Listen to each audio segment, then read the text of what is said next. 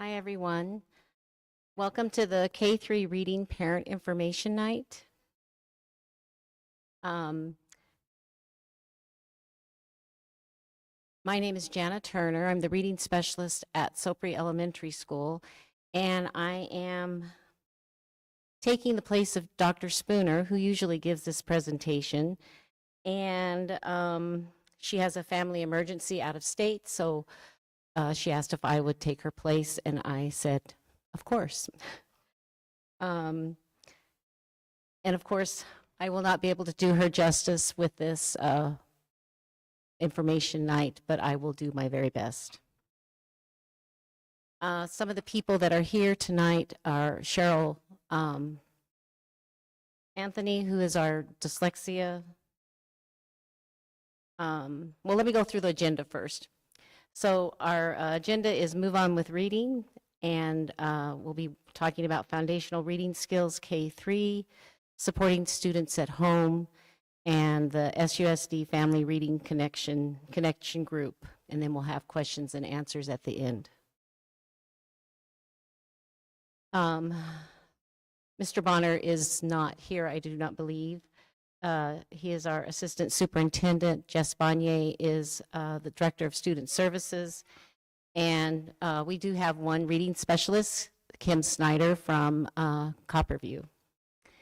And Paloma, can you help me with your last name? Yeah. She is our Spanish interpreter. Cheryl Anthony, our dyslexia consultant. And I'm not sure if we have any family reading connection group people here. I don't think I see anyone. So the first thing that we're going to do is look at this Move On with Reading overview for parents.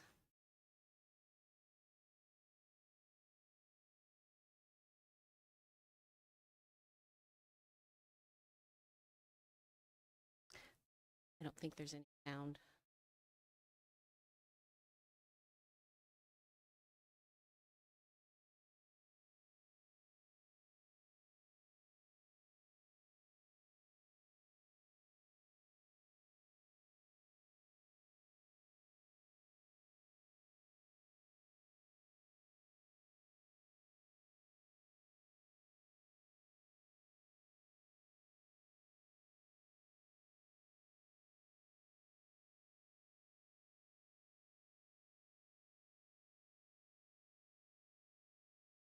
Sorry about that.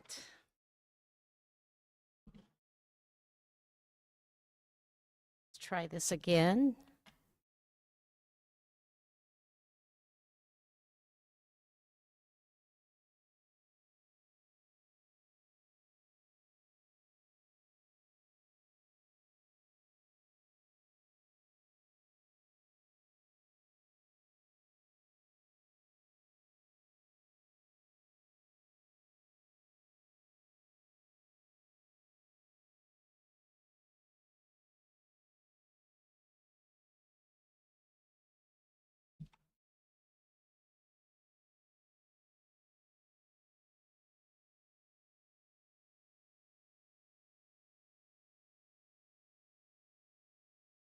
Okay, we'll try this again.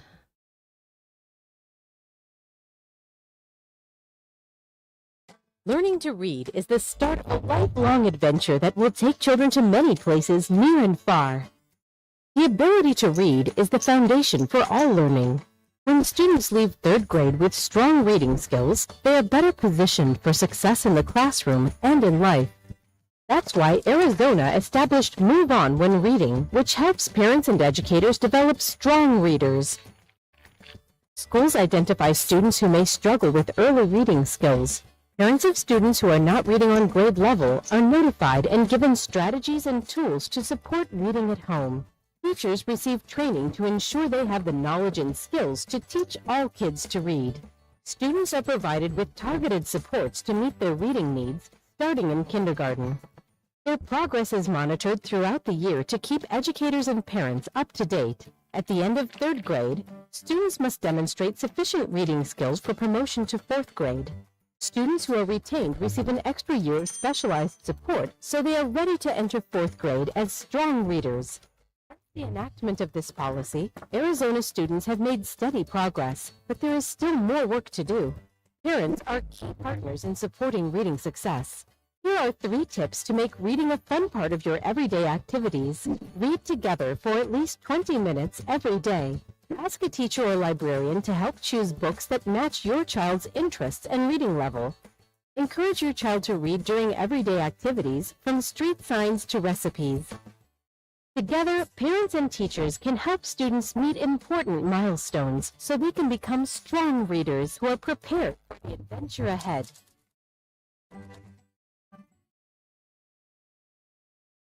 Learning to read is All right, so unpacking, move on with reading. Before I go any further, when they were talking about reading and reading at home, I always tell my reading students that I really don't care so much what they read. I say, read the cereal box, read your the billboards, just anything that they want to read, graphic novels for young kids.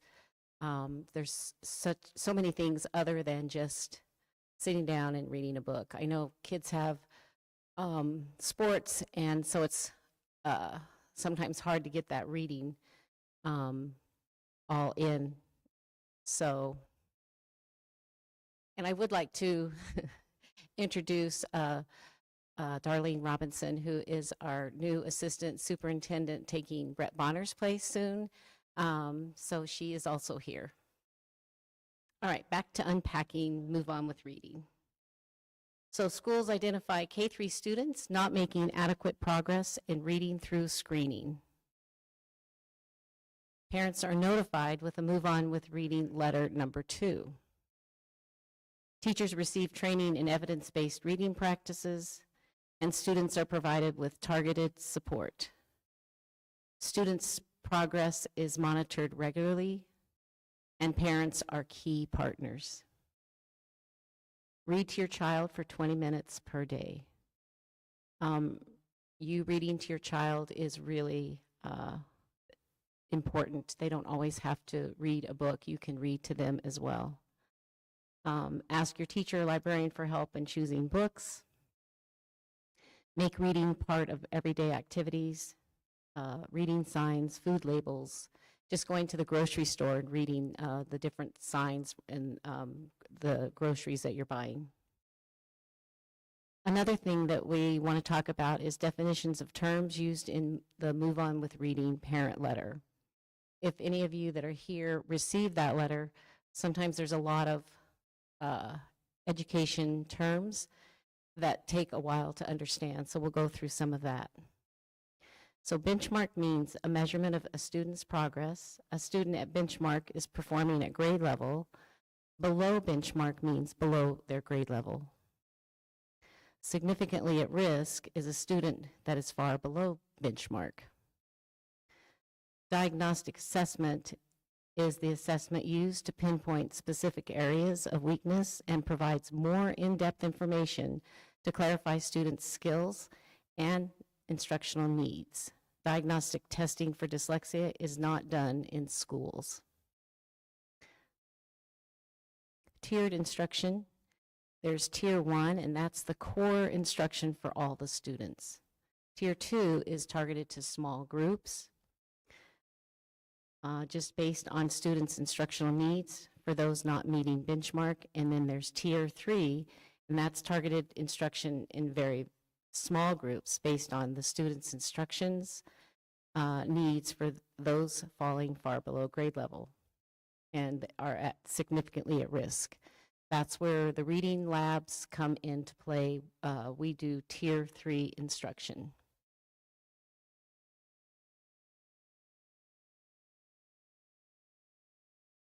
This quote, "We human beings were never born to read. We invented reading, and then we had to teach it to every new generation." This is kind of the fascinating part, is that we were not born to read. It's a skill that we have to learn. So on this slide, the ladder of reading, at the very top, you can see 5% of students learning to read. It seems effortlessly done.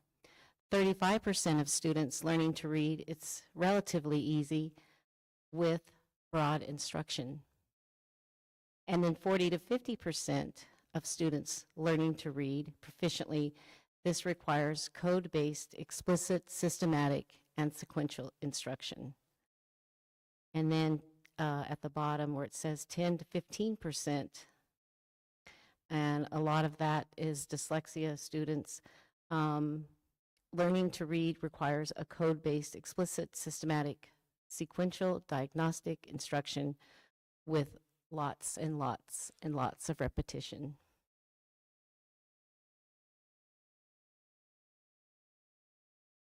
This group of people, I'm sure you recognize a lot of these faces, are people that that are dyslexic. I recognize a lot of them.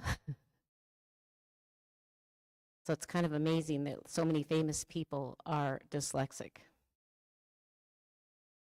And yet they are gone on to fame and fortune.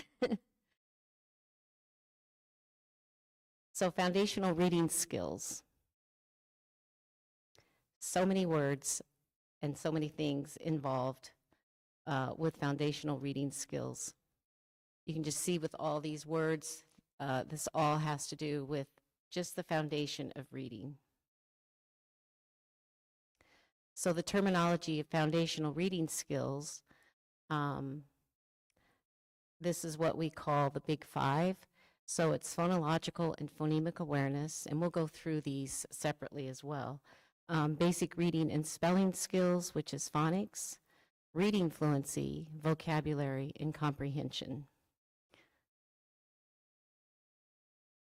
So phonological and phonemic awareness, it's a global awareness of speech sounds such as syllables, rhymes, individual sounds in words, segmenting, blending, manipulating sounds.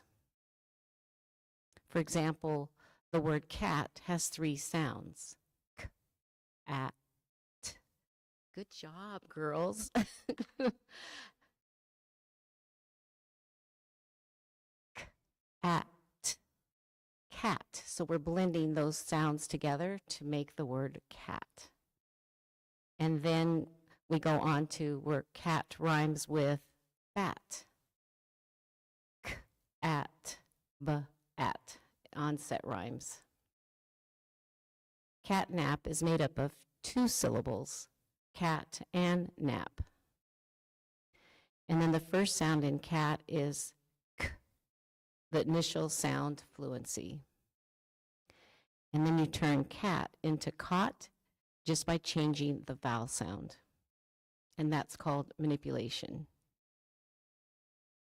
So when children have difficulty with phonological phonemic awareness, they have difficulty with segmenting sounds, like dog, d, g.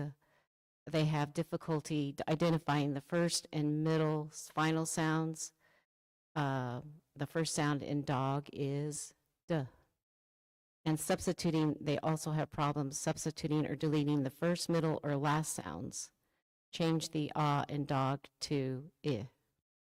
And then pronunciation, saying Zgedi, Hengeberg, and Mazagine. My son used to call a banana a balana, and unfortunately, that's kind of what we still call it. Sometimes on the one talking about identifying first, middle, and final sounds, sometimes they might just have problems with just the middle sound or just the beginning sound or just the end sound, which is also a big issue. They benefit from sound games like counting the sounds in words on your fingers or using pennies, candy pieces, little cars or trucks, little Legos.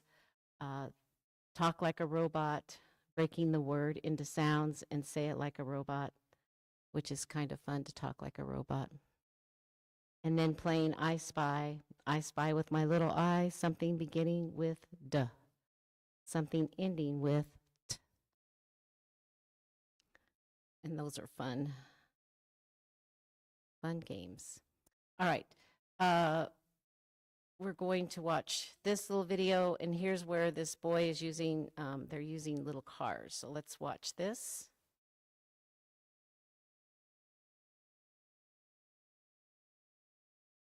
Okay, so we're going to play a game that helps you hear all the sounds in the word. So you're going to use the cars to help you sound out the word. So like if we did the word mop, you would go aw. So you might not need all the cars. So you do the word mop, sound it out one sound at a time. Aw. Fantastic. Okay, let's try a different one. You sound out the word tap. Ah. Tap. Okay, great. Put all the cars back. Okay, I'm going to show you one with 4 sounds. It'll be the word stop. Ah.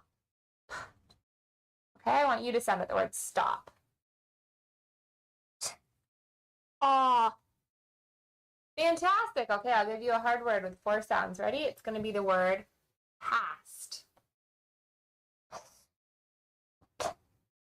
Ah. Ooh, that's such a hard one. Okay, let's do that one together. Ready? Ah. Great. Okay, now you do past. Ah. Fantastic. Okay, ready to sound out the word fast? Ah. Okay, great. Let's do one more. Great. A. Perfect. You did a great job. Okay, so we're going to play a game that helps.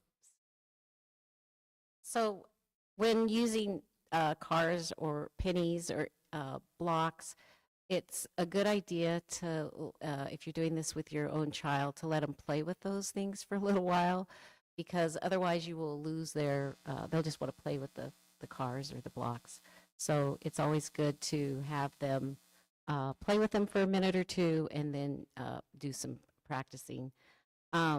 And you saw where the little boy made the mistake with past, and she just went back and repeated it.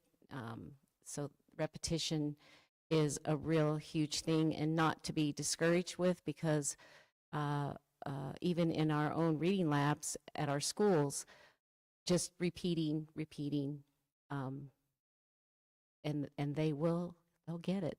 Just lots and lots of repetition. So basic reading and spelling skills.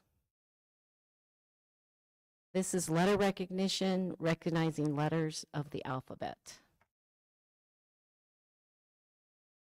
And then letter sound correspondence is matching the letters to their sounds. Spelling, also encoding and sounding out words, decoding, applying knowledge of sound symbol correspondence to correctly write and read words. And then there's advanced phonics, and that's understanding the variety of spelling patterns for one sound. Then also is segmenting syllables into words and breaking the words into syllables.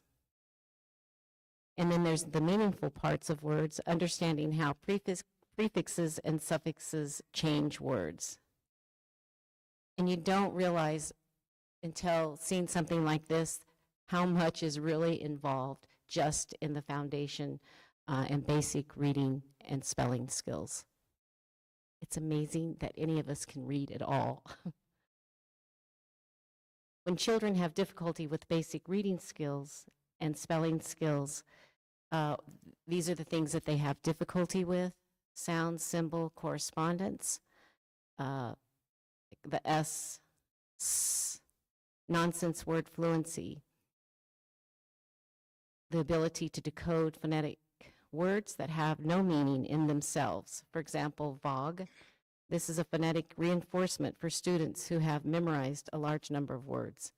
Sometimes if your kids are reading a book and it's like, oh, wow, they can read this book, a lot of times it's because they've memorized those words. And so we do nonsense words a lot at school.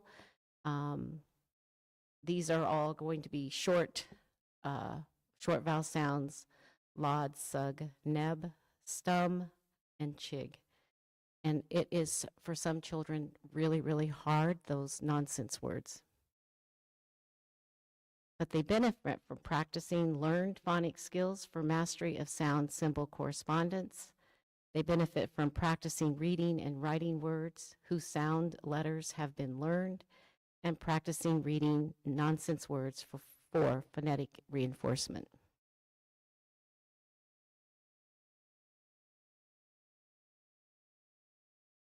So phonics, for example, speaking, seeing the picture, hearing, ant, and then having pictures to go with the words is helpful.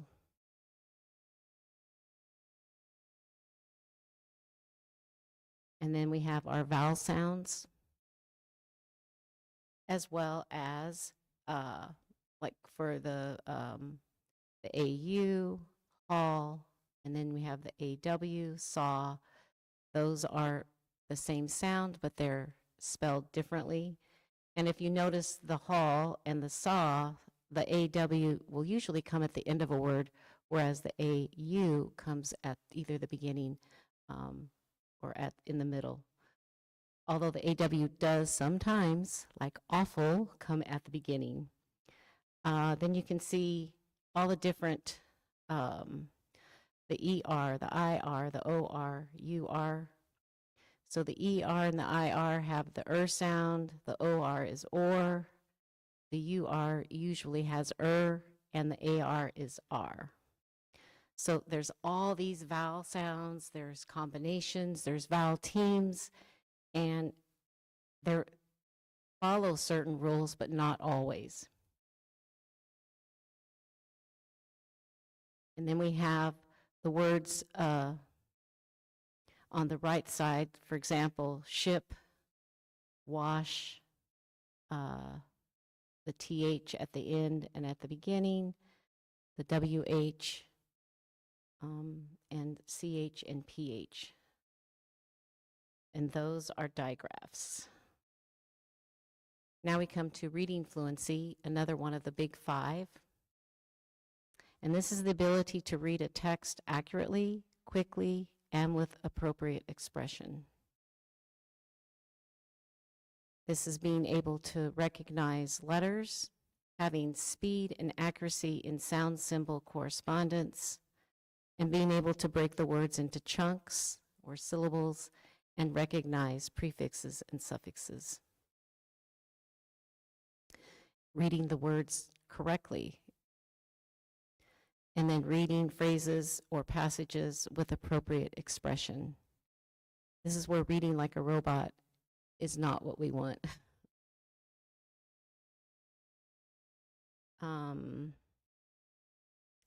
Some people I've had conversations with when we talk about reading fluency, and they think it's just reading fast. It is just a small part of the reading fluency, because there's all these other categories that are so important, just reading them correctly. They can be a good reader but not understand what they're reading. They could be read quickly but or read slowly and have difficulty. Sometimes they make mistakes and read fast. So we want them to be like the speed and accuracy is really, really key. And it is key in helping them understand.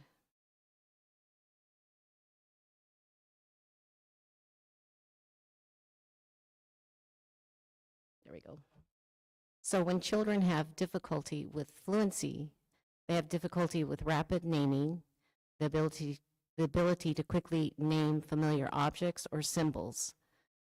For example, letters, just reading them in a steady pace And then oral reading fluency, reading accurately with appropriate speed and expression. They benefit from practicing letter recognition, practicing letter sound recognition, phonics, practicing and identifying syllables and prefixes and suffixes, and practicing reading words that they've learned. Practicing reading phrases and short passages with expression, then moving on to text. It's just that pausing when they're reading at commas, pausing shortly at periods at the end. I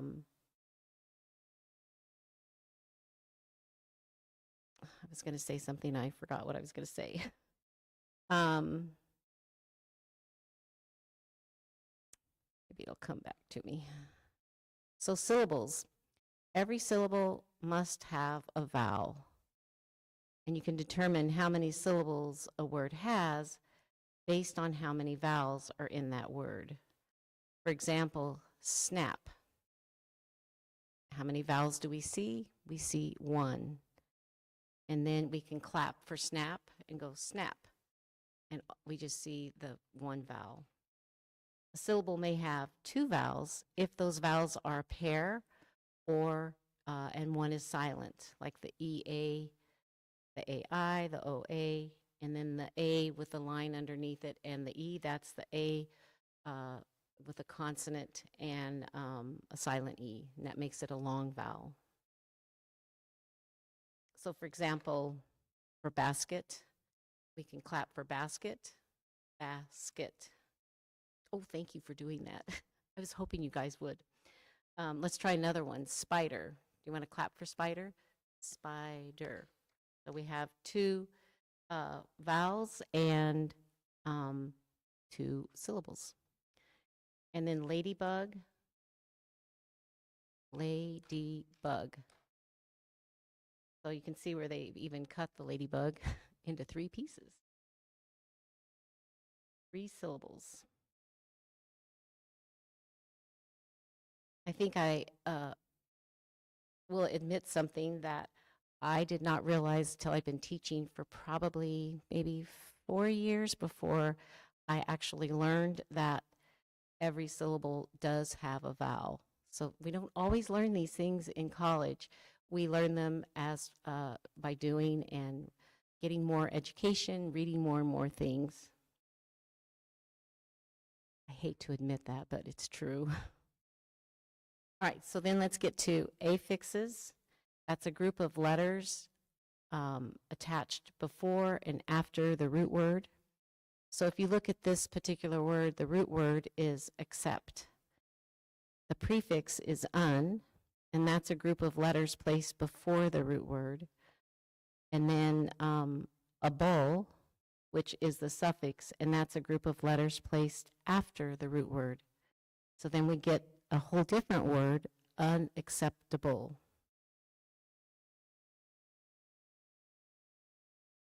I think affixes sometimes can be difficult.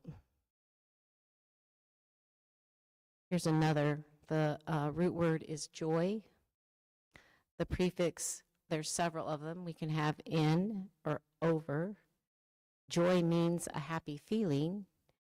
And then we have a bowl, ed, ing, full, us. I had to say the word to get us. Lee and ness. So we have enjoyable, enjoyed, enjoying, overjoyed with the ed, over. Let's see, what's another one? Joyful, joyous, joyfully, joyous, joyously. What? Joyness, joyfulness. There we go. Joyfulness. Another one of the big 5 is vocabulary. Vocabulary is word knowledge, which is knowing the word. It's word meaning, knowing the meaning of the word. Morphemic elements, which are syllables, compound words, prefixes and suffixes.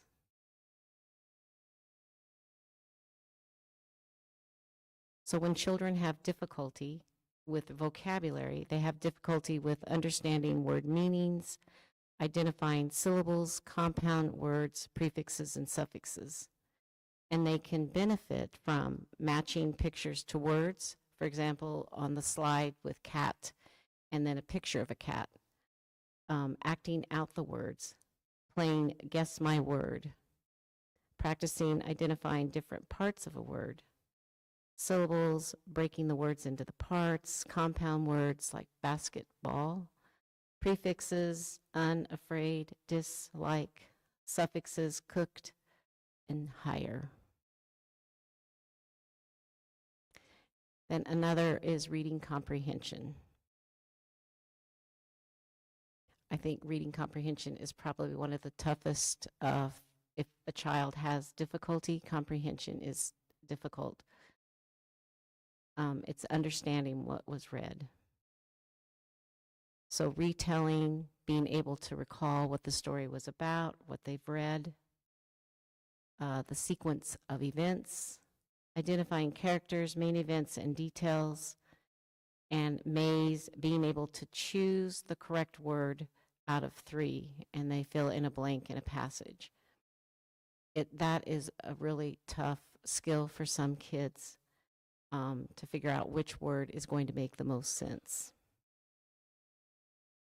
And then there's close, being able to insert a missing word in a sentence or passage given a bank of words to choose from.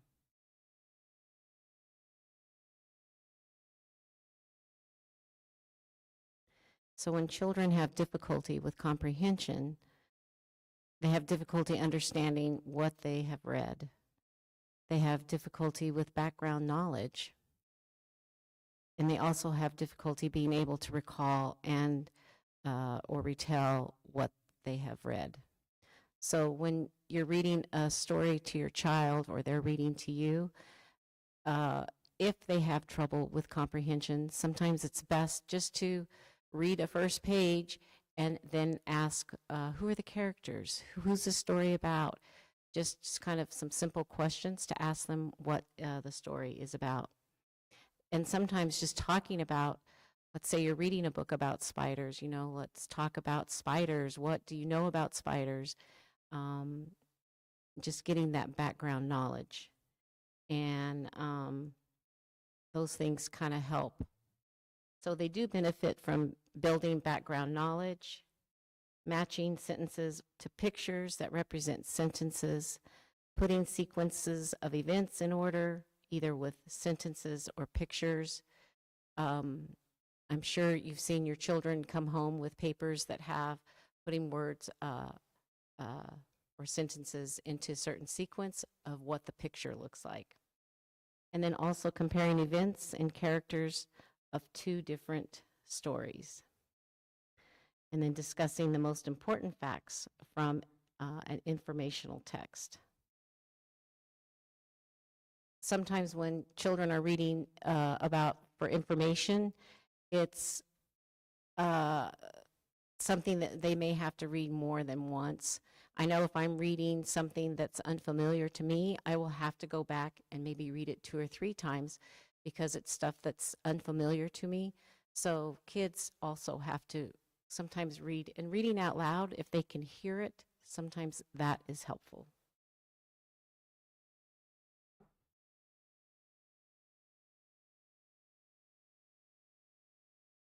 So here are some examples of what we were just talking about. On this first sheet, they're showing where they have to match a pig in a bin, a dog on a bus, a pen on the mat, a rat on the mat, and a bat on a sock. And sometimes just having those pictures are very helpful. And then on this other one, they have 4 steps. They have to read the story about Amir making a sandwich, and then they have the reading strips down at the bottom, and then they have to cut them out and then they have to paste them in order. So what happened first? What happened? Then what happened? And what happened last? Those are also good things just when you're reading with your child. You know, if you're going through maybe perhaps a chapter or whatever, and you can say, what happened first? What's the next thing that happened? Those words are really helpful for when they're reading. And then here is comparing two stories. This example, the book title, you have two titles. How are they similar? And how are they different? This is just one example. There's many ways to show this. You can do Venn diagrams. There's just a lot of different ways. And then facts about bats. So this is a web, and if you look in the middle, it says bats, and then you have the facts about bats. So the bat hangs upside down. He eats insects at night. He can fly 15 miles per hour. Well, I didn't know that. And they're mammals, and they can fly. So those are just facts that they've learned, and they can write them down, and that helps with their comprehension. It helps them understanding what they've read. Okay, and Lisa Hogan, who is our part of our SUSD Family Reading Connection, will talk a bit about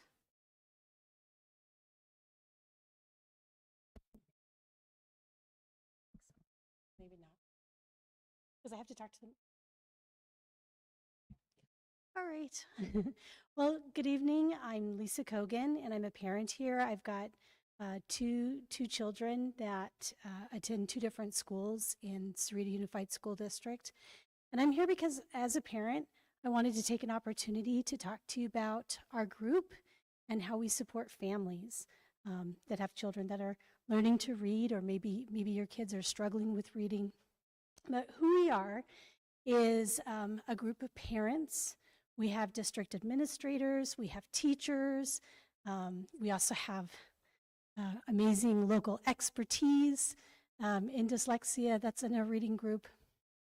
And what we want to do is support you as a family with getting into, connecting with, perhaps it's resources that you're looking for, perhaps it's just context that you're looking for. Who do I talk to at my school about, extra support for my kid? What resources? I see lots of stuff on the internet. What resources are really good to use for my kid? You know, if you're struggling with comprehension, that's very different than a child that might be trying to develop vocabulary or that's struggling with phonics. So what would be the best things I can use? And how do I use them? Especially for struggling readers. As a parent, I used to wonder when my kids who both struggle with reading, how much do I help if they're not reading well? Do I read to them? Do they have to read back to me? I've got to get this homework done.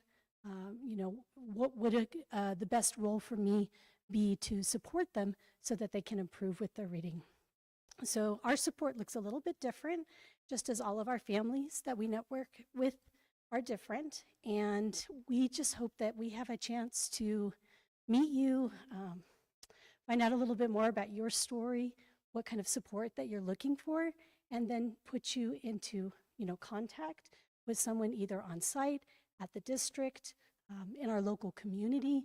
There are so many resources available, but it can be, I'm sorry, I'm out of breath because I just came from another meeting, but it can feel very overwhelming. And I'm talking from personal experience here. And I, just thinking about what is the best support for my kid? Because I don't know what your family situation is like, but after school is a really busy time. And I have a short window of time to work with my kids.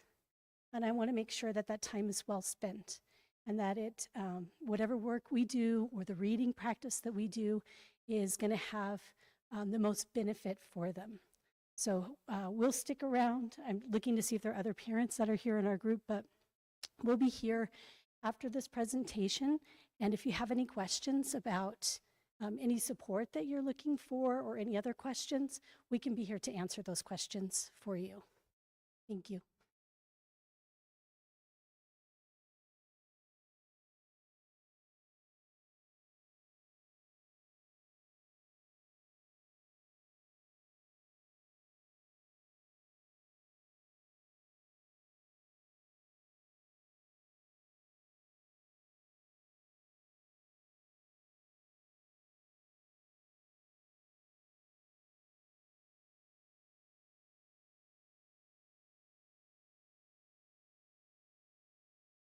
And kind of along with what Lisa was saying, if anyone does have questions at any time, most, if not all of our elementary schools have a reading specialist. You can always come to the school, call the school, make an appointment, email any one of us to ask those questions from wherever your kids go to school.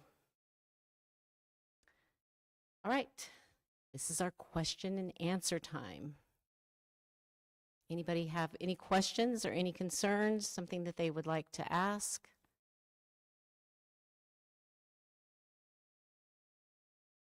No questions?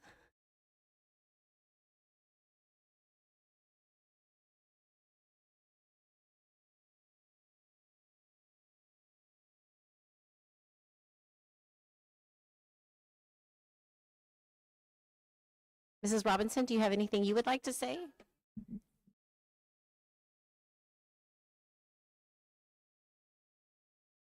This microphone. So, Lisa, you and I spent a lot of time together this afternoon, and it was the first time we met. So, thank you so much for coming tonight. This is a great first step on, or additional step on your journey to best support your child. I was 2 years old when I found out that every syllable has a vowel. It makes a lot of sense, right? And I feel that you're going to continue to learn new things, not only as an adult, but as a parent supporting your child. You might not know, but I struggled to be a reader when I was younger, and I think at the time it was due to lack of exposure with books and having that repetition and being read to, not because my parents didn't love me, it was just a season in our life. But I quickly was able to catch up due to great intensive instruction from my teacher, my mom then being equipped to be able to follow up with those hints and advice from the teacher on how to best support me. So now grocery stores, running errands, had all become an educational opportunity. And so it very much does work. Even one little thing. I think of CPR where they say if you don't remember all the steps, just continue to make compressions, right? Or decompressions. Reading is the same way. Even if you don't know all the different parts or the big five of reading to your child is a great step. And having them read to you or taking turns, talking about books. What is the character about? Even movies, talking about those elements, because, movies are books brought to life. So there is no wrong way. Thank you so much for being here. I really want to thank Jana Turner. She was the first reading specialist that I met 13 years ago, and she continues to do great magic. Thank you to all of our families are here, our teachers, our interpreter, our new executive director for the Sahuarita Educational Enrichment Foundation, which is Lisa, who was here. So here's a mom with young kids, right, who's finding ways to empower her children as well. And our Miss Snyder is also a reading specialist here in our district. So there is a lot of ways to continue to support your child. It starts by you reading, capitalizing on those opportunities at home, establishing a good relationship with your classroom teacher, and then being open to reaching out to your school's reading specialist. It's very, very important. So thank you for being here today. Have a safe drive home, and you might, play the license plate game and sound out the letters on the license plate. So thank you, and thank you, Mrs. Woods, for doing our technology tonight.